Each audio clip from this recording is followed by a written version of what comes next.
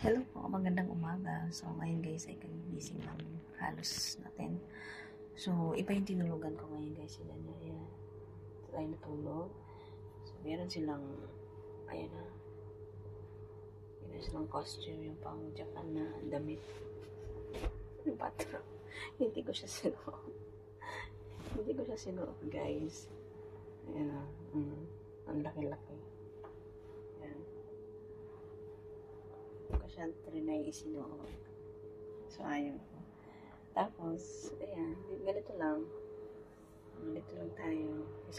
Isang higaan lang talaga siya, guys. Ayan. Yan yung pintuan natin. So, tapos, meron silang, hindi ka pwedeng kumain dito sa Gamo. So, meron kang pwedeng puntahan na kung saan ka pwedeng kakain. And then, strict sila dito, guys. Bawal magsuot ng chinilas sa loob, ang chinilas mo nasa ang sapatos mo or slippers mo ay nasa labas lang. And then, pagpunta ka dun sa liguan, so, yun ang nakakaloka guys. Hindi ako naligo talaga kasi alam niyo kung bakit.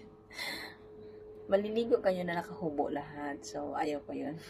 So, hindi ako nag-try. Ayaw ko siya guys. So, pwede ka naman mamili. Pwede kang maligo lang.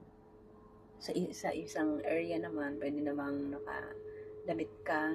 Pero syempre, mababasa yung damit mo. Kasi, yung liguan kasi doon, guys, na nakahubo kayo lahat.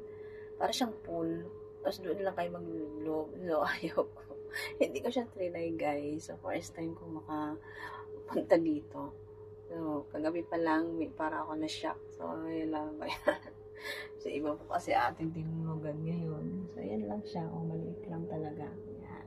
Good for one person. So, yun lang, guys. So, mag-check out na tayo ng 10 o'clock. So, yan. The-experience natin ay marami na.